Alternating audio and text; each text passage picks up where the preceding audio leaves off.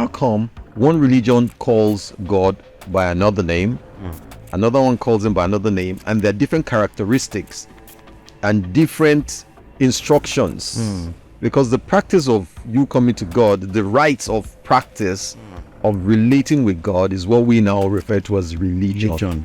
If indeed there is a God, how come 7 billion of us cannot agree on one thing? The particular God. Yes, God. Everybody's. So if it's God, should be supposed to be God. But we cannot just all agree.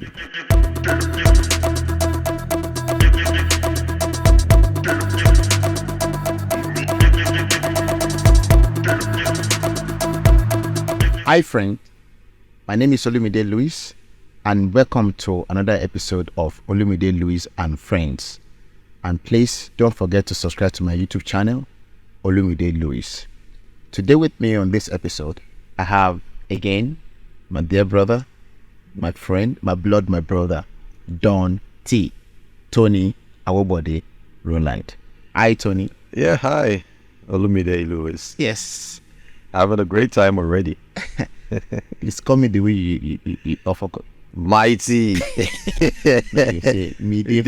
Midday. Mighty. So yeah, midday.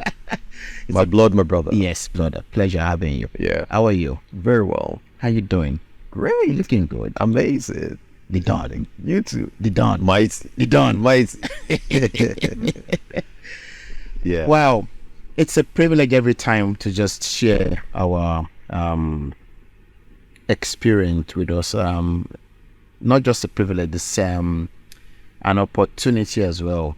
Okay. To be part of the time we have in life, to really not just make impacts, if to say, but contribute positively to let people know, precisely our friends, know that we are aware, we're conscious. So sometimes people don't know that people are watching, or some platform are too controlled. So let people be aware that they're not alone in their thought or daily struggles.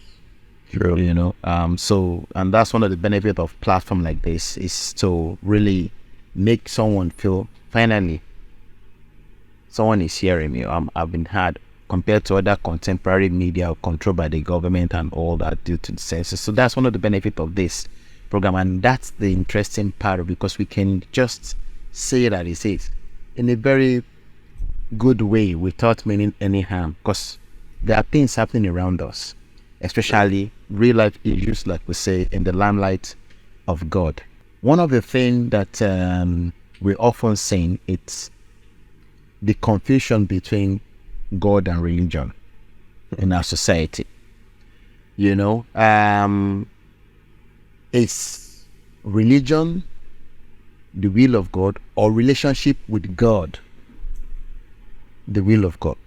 You know, oftentimes it's religion we have, and when they embrace religion, from their fruit you can tell that there is no relationship with God, because God said by their fruit you should know. So sometimes you can tell if that person has a relationship with God, or if it's just the wine of religion that they are drunk on, you know, or they are still drinking, so to say. And this thing is just, it's not even hidden in plain sight anymore. It's obvious in our society. So yeah, God and religion, what's your take?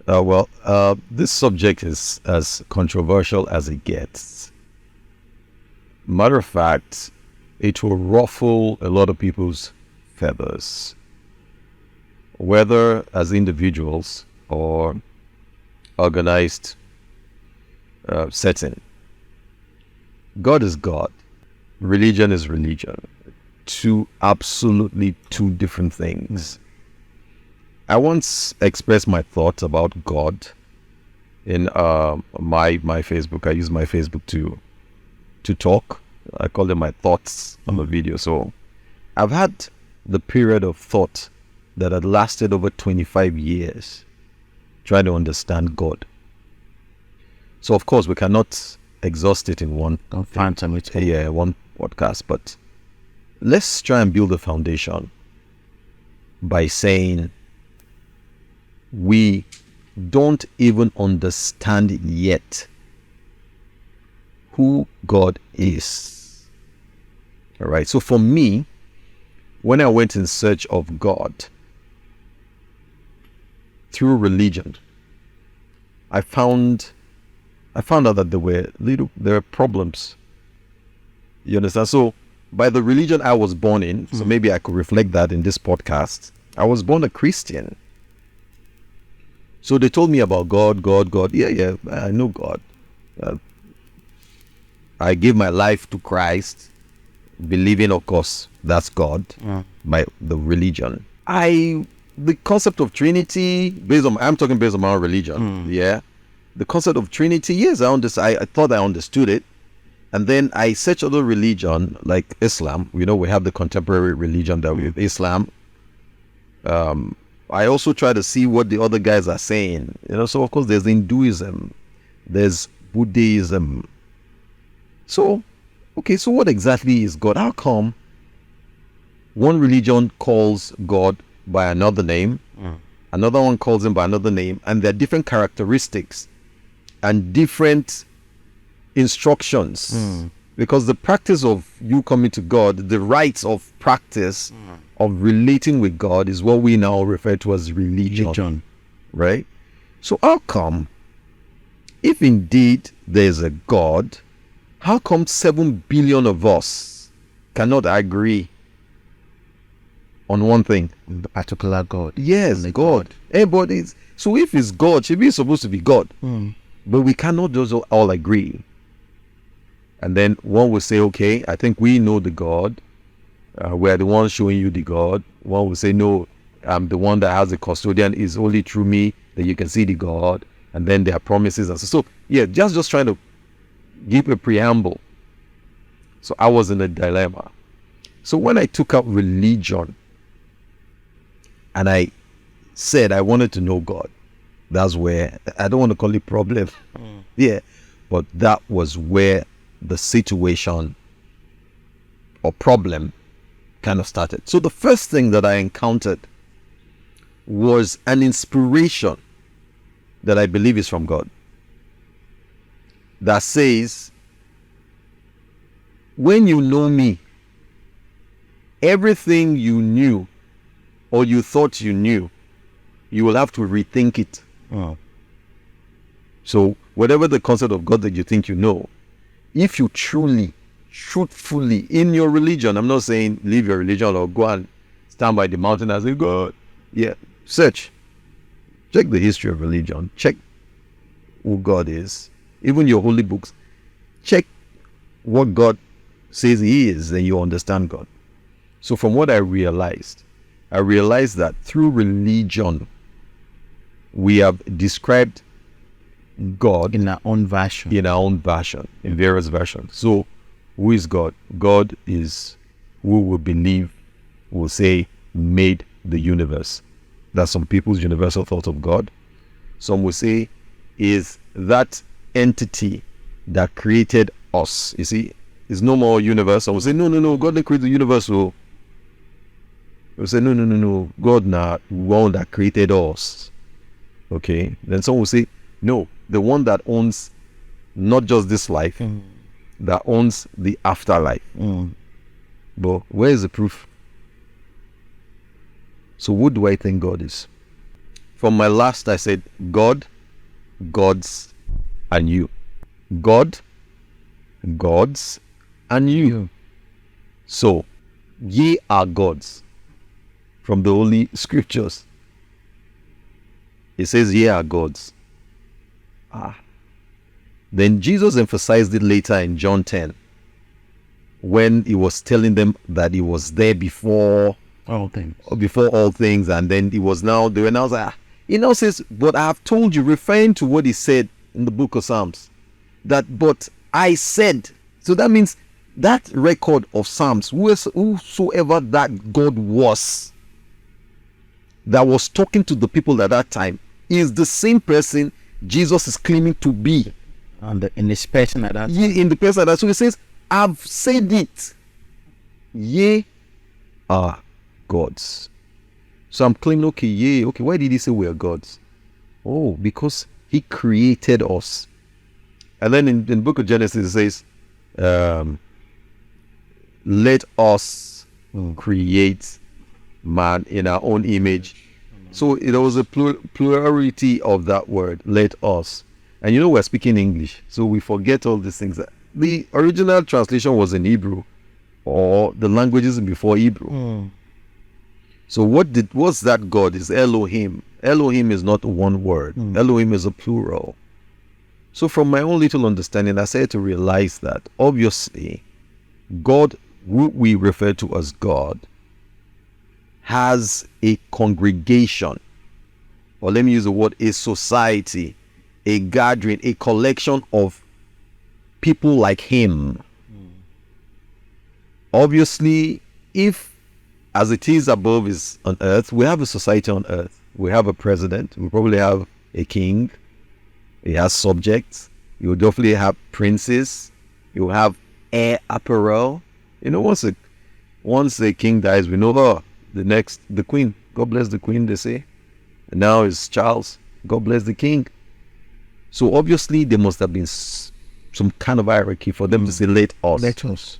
But of course, some other sect of the Bible say, no, you misinterpreted that. There's only one God. He was referring to God the Father, God the Son, and God the Holy Spirit. They would defend it. But I don't agree with that. I believe they existed in their different hierarchies of operation. A king, a prince, a subject, workers, minister, commissioner. You know why I know? I'm sure you read the story where Daniel was praying. Daniel was praying, and then God sent angel. So angel is also in the form of godlike, but in the lower hierarchy. And he was held. He was imprisoned By the Prince of Persia. Yes, for 21 days. So who's Prince of Persia? He's also an Elohim. And they had to send Gabriel was held. I think it was Michael that came. Send in Michael. Yeah, so Michael came and he was there for 21 days. So they all exist. How do you mean an Elohim, the Prince of Persia? So Elohims are a reference to a collection of them. Okay. The gods. That's why I say God, gods, And us. So if he created us and he says he made us a little lower than the angels, then that means that we're godlike. So that means you and I, and you, my friend, you are a god. Why did I say that? From my holy books. Ye are gods. It was said in the Old Testament. It was reiterated in the New Testament. To you as an individual, as a human being, that you are gods because you're created like God. And there's a plan that the kingdom that they say they come from, obviously is not earth. But they dwelt in earth. And they made man on earth. And said, okay, well, someday we're going back to our kingdom. So obviously, you are now going to be co-heirs with me. Because probably he's the prince. So if Jesus says he's the son, that means there's a father. In the true sense of it. And maybe that father has a father. Maybe we'll know another day. So yes, they have removed the narrative of God from religion. It is there in the religious text, but it is never expressed, explained, reiterated, buttressed. How will they hide an important fact? This fact is so mind-blowing. For instance, he says the sons of God slept with the daughters of man and bore children of them. And then when you want to mention it in church, maybe you want to ask Bible study, they will just play around with it and tell you, no, it was spiritual. They redefine You will redefine it and say they were in spirits. No, they're not spirits. Gods have a form that is also physical, because in the holy books it clearly stated that they went and met with the daughters of man. They bore children of them. They had family. Now, the ones that they gave birth, they lived on earth now. They gave birth to giants. Yes. But I'm sure one of the deformity and their characteristics was that they were giants. They were mighty men of renown. They were very highly intelligent. So even if they're not giants, they were renowned. They were special. They had abilities. Thing to them, different from ordinary human. And at that time, the gods were physically present, not in spirit. Physical. Okay, they were wiped off now. Maybe eventually they wiped them off. But after the flood, they came back now. Have you forgotten that when Moses and the Israelites were getting back to the land of Canaan to take it as their inheritance, as promised, you know what they said? They went to Jericho and they met the giants now. They were the occupants of Jericho. Yes. They were giants then. Yes. They were also the sons of Elohim. The Elohims now are the gods. So it's either a god or the gods become, or let me call by themselves, maybe they are deities. Let me use the word deities. But let's not forget they have hierarchies. So the person that created mankind, or responsible for the creation of mankind using essence, they call it the life essence. Then the books didn't know how to describe the life essence because science did not exist in human form. But now life essence is known as DNA. So he was the one that has the attribute for saying, okay, you know what, let's create man. Let's use our DNA. Of course, they were going to use their own likeness, their own DNA, with a DNA and a DNA to make man. So that's how man was created. How do I know this? As crazy as it sounds, right? Because man now can use our DNA and mix with DNA and create another man, clone. We're not speculating. The first recorded, of course, rogue scientists will have done it on the ground, but the first recorded, I think in 1977, Dolly the sheep. They just took a cell from a sheep, through the DNA, and they cloned, and another sheep was created. So man, we've been able to do that. How much more someone that has like 1,000 intelligence or 1,000,000 times intelligence? So he has done it like some 12,000 years ago, or even, I don't even know the date, but long time. He's had that intelligence too. So they created man, I believe, that in physical form. Now going to esoteric knowledge, because now we're talking about God and religion. The book that I've made reference from is the Bible, right? The Bible was only collected as a full book. The first version was 1,800 years ago by Emperor Constantine, 300 years after Jesus died. So we're going to religion. That was the first time they took the books from the Hebrew, took this book and put them together to form what we now refer to as the Bible, the Holy Bible. Don't forget that many years later, I think another 600 years later, the King James. So King James was a king, real king, England king, reviewed it again, and that's why we have the King James version.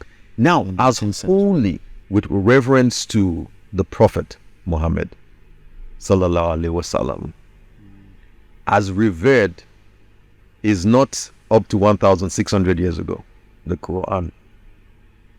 Now there have been books. Okay, Hinduism is even older. Hinduism is about 3,000 years ago, with written records as an organized religion.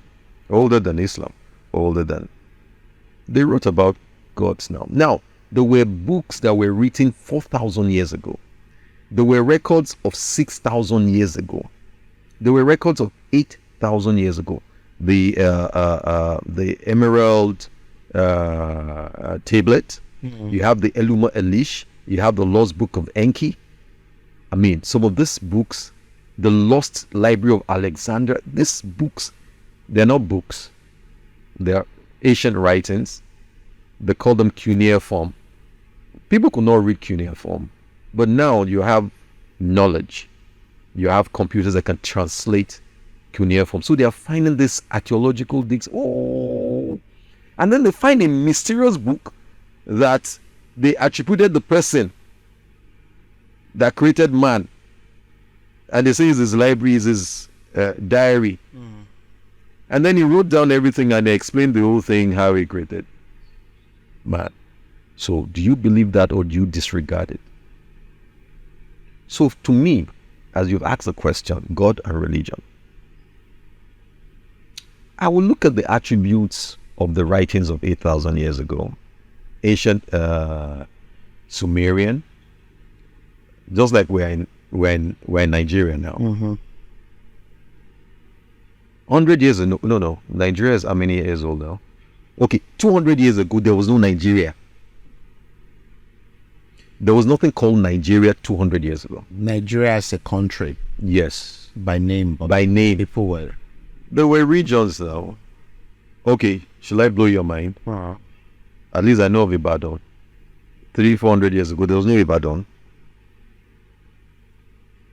How did Ibadan form? During the war now, they were coming from different regions and were meeting there. And then they did. So, these guys have been around 8,000, 7,000 years ago. The Sumerians. You had the Akkadians. They lived and existed now. You now had much later the Babylonians. So those were the ones we read in the Bible. King Nebuchadnezzar. They existed now. So the Sumerians wrote about the God, but during the days of the Sumerians, they were seeing the God was not far. Some believe that the present day Iraq is the present Iraq is a present day. Yeah. So that area, even that region, Abraham came from Ur. So it's from that region. Chaldeans. The landmarks still exist. Mesopotamia. You have the land between the Tigris and the Euphrates. You have the Tigris River, you have the Euphrates. Yeah. You have the Sinai Peninsula, which of course cuts into Egypt. You know the landmark. Yeah. We read about them in the Bible. Turkey as well. So those places exist, and those people said at a particular time, the God by which the Hebrew now called the Yahweh was with them. Live. One-on-one. They knew where he lived. For real? Yes. What do you think? I don't know if you heard about the ziggurats. The ziggurats, you will find all over the world. Because you find pyramids. You know, we can't still explain how the pyramid was formed. You will say, is Egypt? Till today, they're just speculating. Now, you'll be surprised that they have found pyramids in the North Pole. How did he get there? They were thinking it was just Egypt only. Yeah, so they found pyramids in the Incas. So the Incas is downwards of South America. You know, so the Incas Valley, they have found pyramids there. They have found pyramids in Sudan.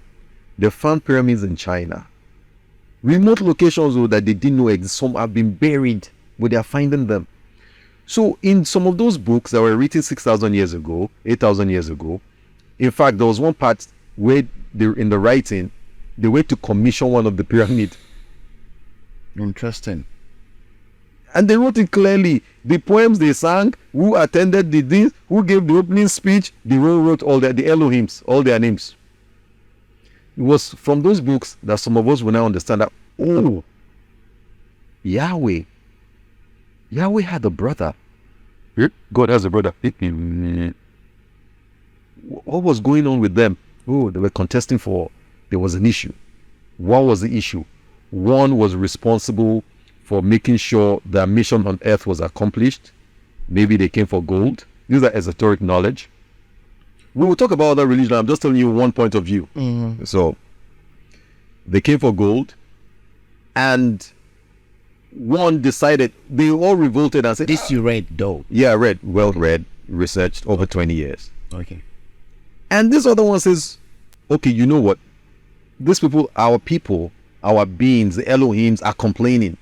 How can we come from our place where everywhere is perfect and now we're digging for gold? We're tired. They revolted. This one is blaming his brother, thinking his brother is one causing the revolt. Maybe he wants to take his throne. And they discover that no. They called a council, and the one says, okay, you know what? I think we can make beings that can help us. Really? Now they put it to subject. And they have their father that did not come to earth with them, who is the king, the Anu. So they have the hierarchy. That's what brought about the 60, 50, 40, 30. So numerology came from them. We didn't derive the numbers. They have their numberings already. So Anu is 60, God the Father. So you have, based on their writing, you have Enki, which is the first son, but not, which is Yahweh. And all this is one belief to some people. The first set of civilizations now, they even saw them. They didn't believe it. They recorded, they know where they live now. That's the house of Anu. Okay, Anu is in heaven. That's Enki's house. That's so you have the characters Enki, you have the character Enlil. So when you hear anything El, Michael, Ezekiel, Raphael, El. So they revere him as the god of air because of his hierarchy is 50. And then you have Enki, who is supposed to be the first son of Anu, but because he was born by concubine, he doesn't have the succession plan for the throne of heaven. And which book is this? The book of Enki. All this are written there. Is in the Eluma Elish, the ancient creation story. Enoch was with God, is in the Bible. I know. But they just so they'll just mention it with a passing line, and then they tell you the sons of men slept with the daughters of men. What happened? Why did they sleep with the daughters of men? Why do the Egyptians, don't forget, after the Babylonians, we had the Egyptians. They had their own civilization. The Egyptians worship Ra. Yeah. And the Egyptians believe that Ra, their god, has a father. And the father of Ra is Ptah. Now, from the translation of these scripts, they discovered that Ra is Marduk. Marduk's father is Ptah, which is Enki, Yahweh. So Yahweh had a son called Marduk. And Marduk decided at one time, because his father was slowing him down, decided I was taking over everybody. And Ra was the first. It's there in the history, in religious history. It's there. These things are written. These things are in the library of many. Johnson, they have them in their libraries. These things are not. They just kept them from the populace. But these things are there. It's there in the Bible. At the end times, knowledge will increase. People will find these things out. So they exist. It's not like some of these things are just stories. There was Marduk that lived with the people. Their God. And his father is Ptah. Ptah is Enki. Enki is Yahweh. Now, the antagonist, always, even in the Bible, is Baal. Baal. You know, worship Baal. I am your God. I created you. So we don't know why Elisha went to kill 400 prophets of Baal. So who is Baal? Have you ever wondered, have you done a research to find out who Baal is? Baal is an Elohim. He's not just an Elohim, he's a highly placed Elohim. Then you have the story of Ishtar. Of course, Christians have a little bit of relativity to Ishtar. We do Easter. Ishtar is one of the deities too in a hierarchy. But Baal in the Bible is identified as idol. Baal is not an idol. Baal is an Elohim. Just like the Prince of Persia. Is the Prince of Persia an idol? Someone that can hold Michael. Physical. So you have the prince of the underworld, Negal, and his wife Ereshkigal. They have their names. They exist. They exist in their forms, and where they existed, humans existed with them because the humans wrote the story. Now there's what you call the ziggurats. I digressed a bit when I talked about the pyramids. So ziggurats are like this. Maybe you watched all those movies, the South American movies, where you climb like 50 or 100 steps. They're now going to sacrifice. Most of those buildings will be high and they will not have a flat platform. Yes, where Those where the gods live, and they offer their blood and hearts to them.